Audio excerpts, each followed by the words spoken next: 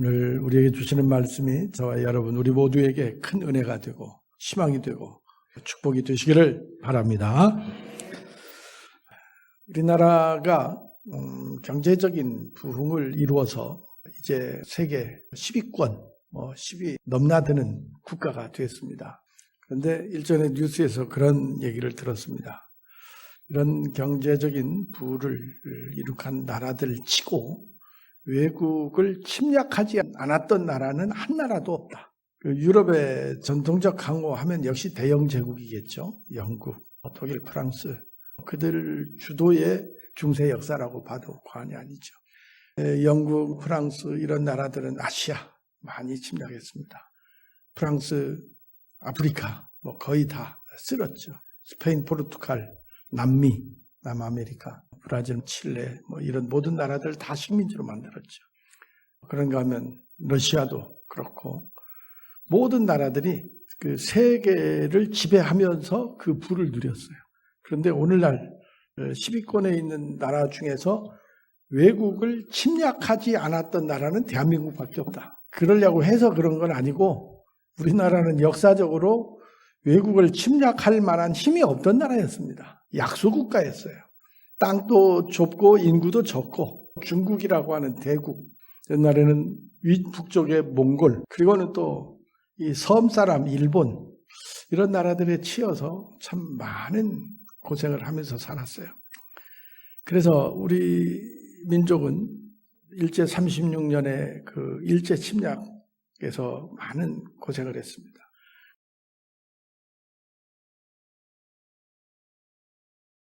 이 해방이 됐는데 곧 다시 또 남과 북이 총뿌리를 겨누는 한국전쟁, 6.25 동란을 겪고 겨우겨우 휴전이 되면서 1970년대부터 조금씩 경제 성장을 이루어 갔습니다. 그때까지 우리 민족의 삶의 목표는 오직 생존이었습니다. 생존. 그냥 목숨 붙어있는 것만 해도 감사했어요. 그러다가 한국전쟁이 끝나고 새마을운동이 시작되고 노래를 어떻게 불렀어요? 새마을운동 노래 뭐라고 불렀죠? 우리도 한번 잘 살아보세요 했습니다. 잘 살아보세요. 이게 다시 말하면 그때 우리나라의 목표는 뭐냐? 성공이에요, 성공. 생존은 이제 어느 정도 보장이 돼 있고 이제 이런 혼탁한 그리고 폐허 속에서 우리도 한번 잘 살아보세요. 성공 신화를 써내려간 것이 우리 민족의 역사입니다. 그러다가 어느 정도 이 경제적 그 한강의 기적이 일어나서 우리나라가 잘 살게 됐어요. 2만 달러가 넘었느니 3만 달러가 넘었느니 1인당 GNP가. 그러면서 3만 5천쯤 됐을 때 샴페인도 터뜨리고 지금은 모르겠어요. 이런 통계가 안 나오니까 좀 주춤하고 있고 조금씩 떨어지기도 하고 그러는 것 같습니다. 아무튼 3만 5천 불까지 1인당 GNP가 이르렀다고 하는 것은 대단한 성과죠. 그래서 그때부터 이제 우리나라 국민들의 그 생활 패턴이 바뀌어요. 어떻게 바뀌냐? 이제 어느 정도 먹고 살만해졌어요. 그리고 나름 성공 신화도 써내려가는 겁니다. 그래서 이제부터는 우리 국민들의 어떤 그 의식 구조가 바뀌어요. 어떻게? 삶의 의미와 가치와 보람을 찾는 것으로 그 패턴이 바뀝니다. 그래서 어떻게 하는 것이 잘 사는 것일까 해서 이제 어떤 말이 나와요? 웰빙이라는 말이 나오죠. 웰빙. 또 이제 더 나아가서 웰다잉도 나오고 잘 사는 게 도대체 뭐냐 하는 생각을 하기에 이렇게 됐어요. 그래서 지금 많은 사람들이 어떻게 사는 것이 가장 의미 있고 가치 있는 삶이냐 하는데 많은 시간을 할애하고 그래서 삶의 질을 높이는 데 많은 그 방향이 맞춰져 있습니다. 여러분, 저는 그래서 여기서 이 얘기를 하고 싶은 거예요. 우리는 하나님의 피조물입니다. 하나님이 나를 창조하셨어요. 그냥 괜히 하나님이 나를 창조하신 건 아니에요.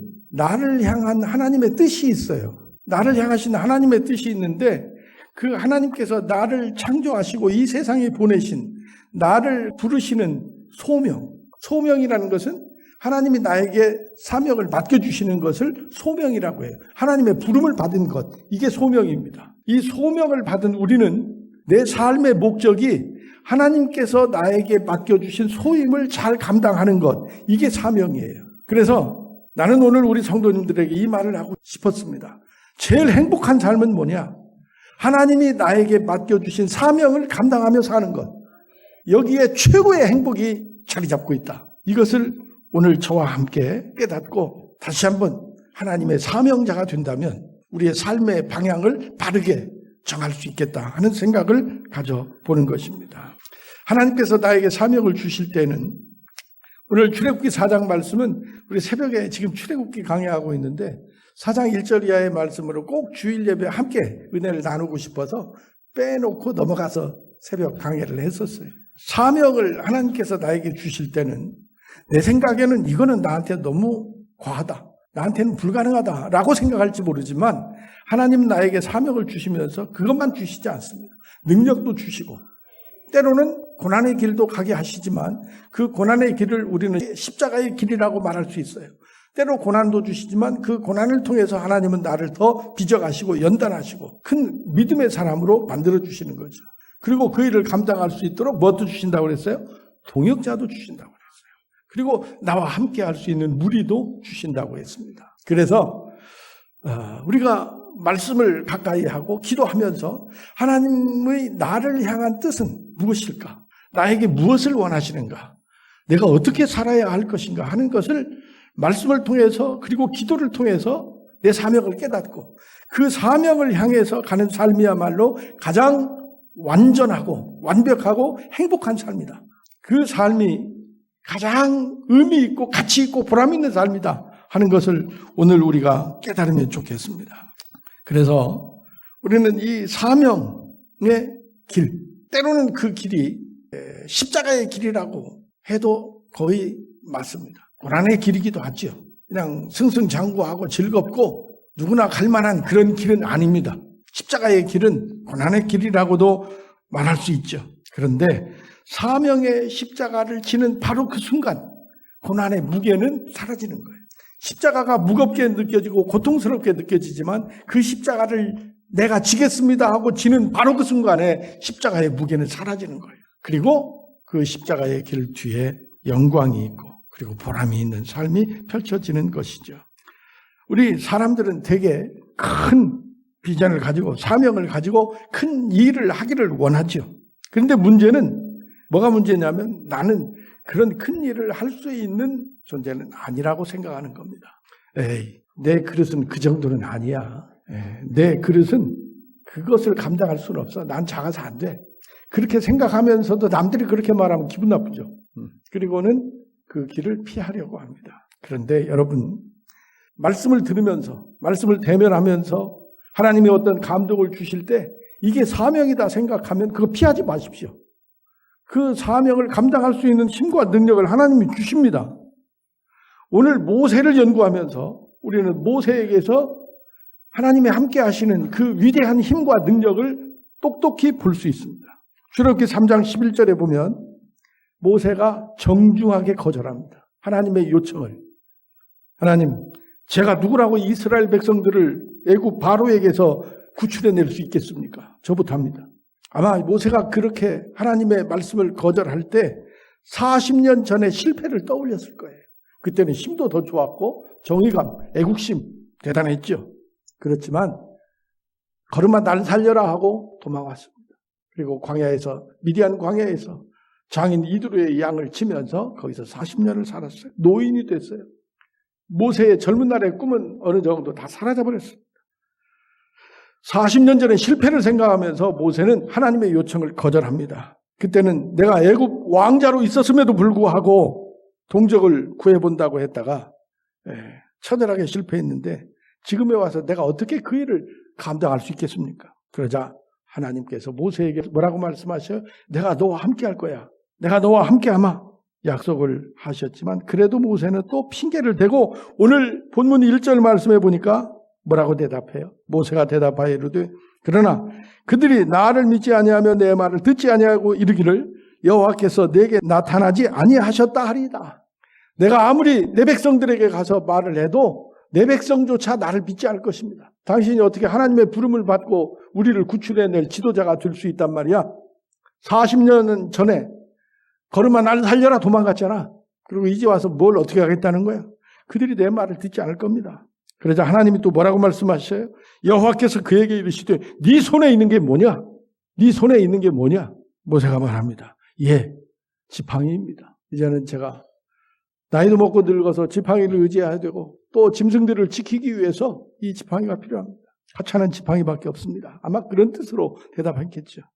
근데 하나님께서 모세 손에 뭐가 들려있는지 몰라서 물으셨겠습니까? 아니죠.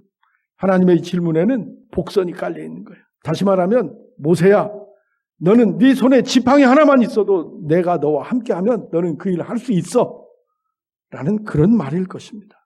마른 막대기 같은 지팡이 같은 존재라도 하나님이 쓰시면 크게 쓰임받을 수 있다. 그런 뜻으로 하나님은 모세에게 지팡이를 물어보신 겁니다. 여러분, 중요한 것은 내가 지금 현재 무엇을 가지고 있느냐가 아니에요. 그게 아닙니다. 내가 사명의 길을 갈 용기가 있느냐, 사명의 길을 가고 있느냐, 그게 중요한 거예요. 하나님이 나에게 주신 감동대로 하나님의 뜻을 추구하며 살아가고 있느냐, 그게 중요한 겁니다. 내가 가진 것이 아무리 사소한 것일지라도 그것이 하나님께 드려지면 얼마나 크게 쓰임받는지를 우리는 믿어야 합니다. 하나님은 나의 능력보다는 하나님 말씀에 순종하는 믿음을 더 크게 보시는 거예요. 모세가 지팡이가 있다고 하니까 뭐라고 말씀하셨나요? 지팡이를 땅에 던져라. 지팡이가 뭐가 됐어요? 뱀이 됐습니다. 뱀 무섭죠? 뱀이 돼서 막 기어갑니다. 바로 이어서 하나님이 이상한 명령을 내립니다. 뱀 꼬리를 잡아봐라. 여러분, 뱀 잡아보셨나요? 뱀을 절대 꼬리로 잡으면 안 돼요. 그렇죠? 꼬리 잡으면 머리가 확 돌아와서 물어버립니다. 뱀을 잡을 때는 머리 바로 밑에를 꽉 잡아야 돼요. 저는 잡아봤어요. 제가 군대 가기 전까지는 뱀을 제일 무서워했어요. 그래서 뱀을 못 잡겠다고 해가지고 조교한테 기합도 많이 받았어요. 근데 어떻게 하다 보니까 뱀을 잡아가지고 껍질도 벗기고 거기다가 라면 스프 이렇게 뿌려서 구워서 먹어보기도 하고. 근데 지금 이제 뱀은 안 무서운데 쥐가 제일 무서워요. 그거 아주 그냥 소름이 끼쳐요. 소름이 돋습니다.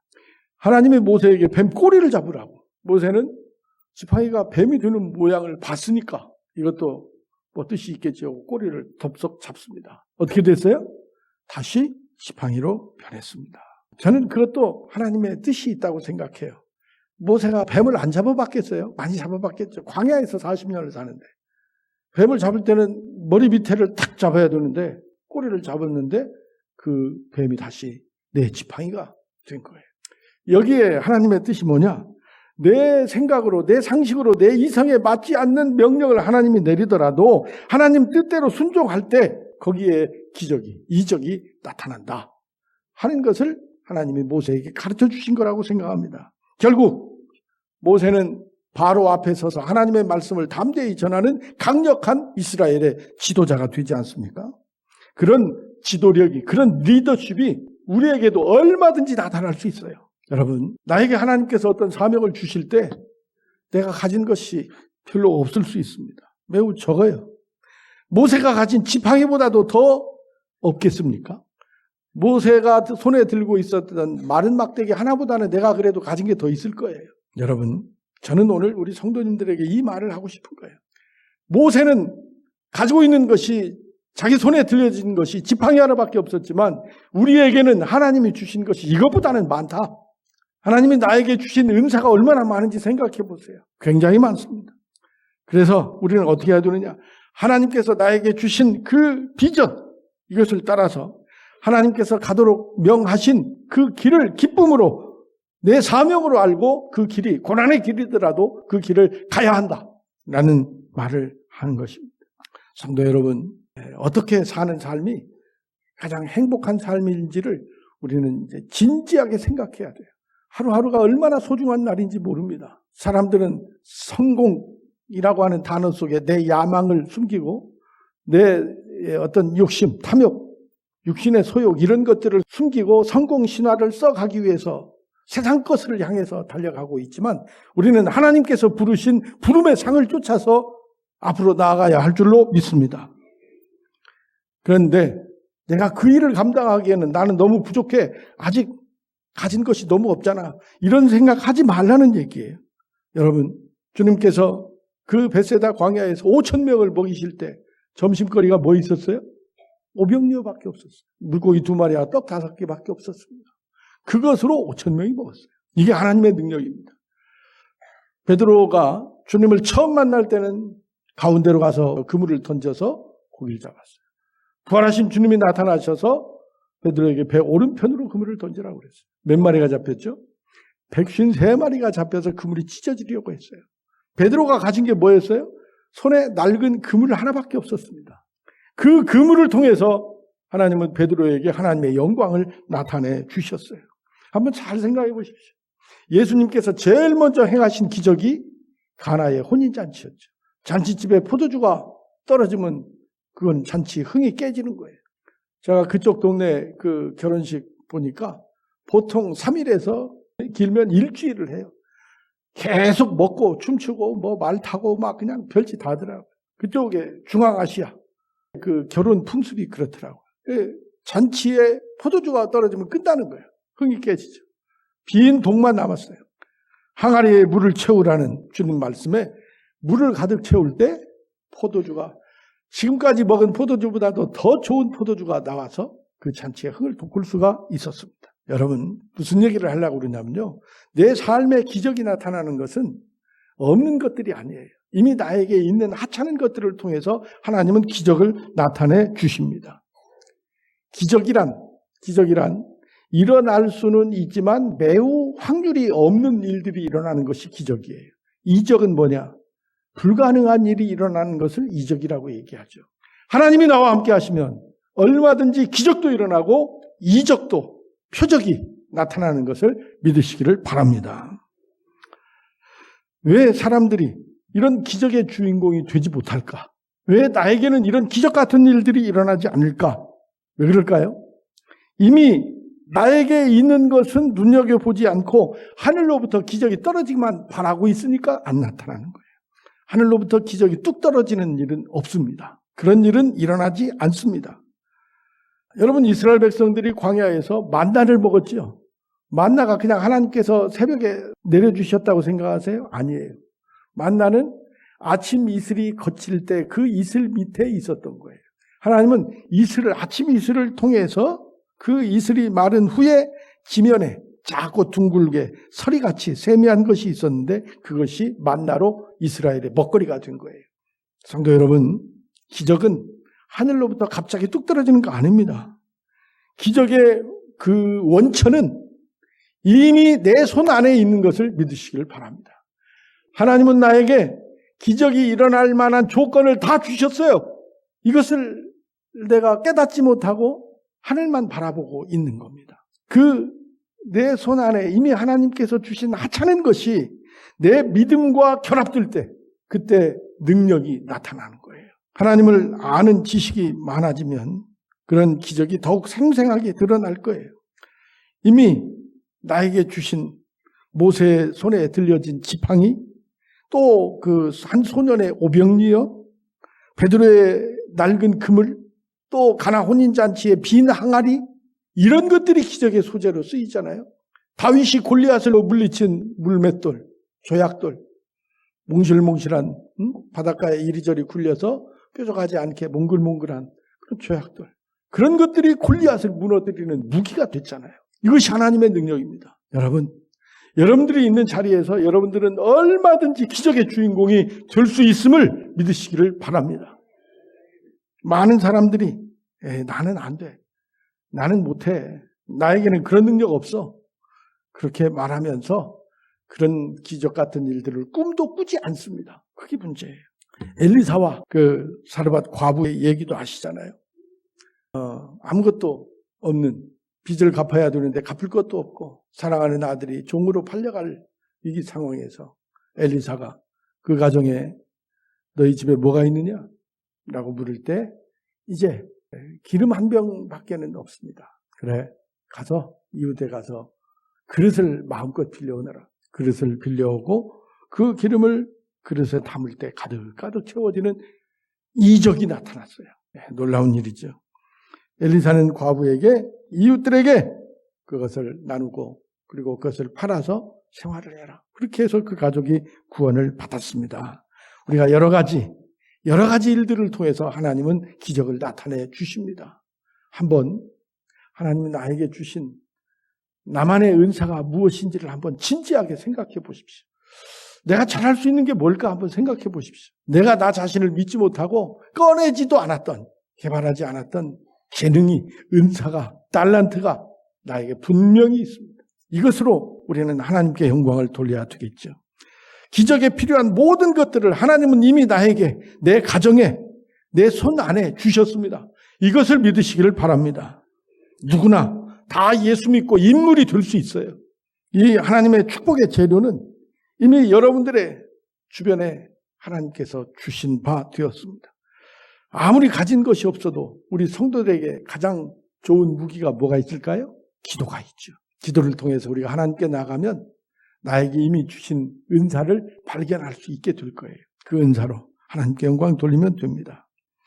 제가 목회를 하면서 여러 가지 위기도 많이 겪었습니다. 그러나 그때마다 하나님은 필요한 만큼 채워주시는 그런 경험을 했습니다. 그 수단이, 방법이 뭐냐? 기도예요. 기도를 통해서 하나님은 나에게 길을 열어주시더라고요. 정말 말로 다 할 수 없는 그런 기적 같은 일들을 많이 경험했습니다. 넉넉하게 살지는 않았지만 하나님께 기쁨으로 드리고도 다 채워주시는 은혜를 지금까지 경험하면서 살고 있어요. 이런 얘기는 주일 예배나 하기 그렇습니다. 언제나 간증을 할 때나 그럴 때 얼마든지 얘기할 거리가 저는 많이 있어요. 이제 여러분들의 지팡이, 모세 손에 들려진 지팡이를 찾으세요. 그리고 가나 혼인잔치에 쓰였던 항아리가 내 집에 있는지 한번 찾아보십시오. 베드로가 가지고 있던 그 조각배와 낡은 그물, 그런 것들이 나에게는 무엇일까 한번 찾아보세요. 그런 것들을 찾아서 내 희미해져가는 꿈과 비전을 더욱 뚜렷이하고 그것으로 주님께 드려서 간절히 기도하며 앞으로 나가십시오. 바로 그때 기적 같은 역사가 여러분들의 삶에 일어날 줄로 믿으시기 바랍니다. 계속 기도할 때 여러분들의 자녀가 최고의 자녀들이 될 수도 있는 거예요. 이제 하나님을 내 생각으로 제한하지 마십시오. 하나님은 얼마든지 무소불위하시고 전지전능하시고 내가 상상할 수 없는 일들을 손 한번 뒤집는 것보다 더 쉽게 이루실 수 있는 분이십니다. 하나님을 제한하지 마시고 이제부터 기적적인 역사를 꿈꾸며 앞으로 나가시기 바랍니다. 그래서 여러분들 주님 영접하고 예수 믿고 인물이 되어서 하나님 나라에 크게 쓰임받고 여러분들의 생이 참 가치 있는, 의미 있는, 보람찬 그런 인생이 다 되시기를 우리 주님의 이름으로 축원합니다.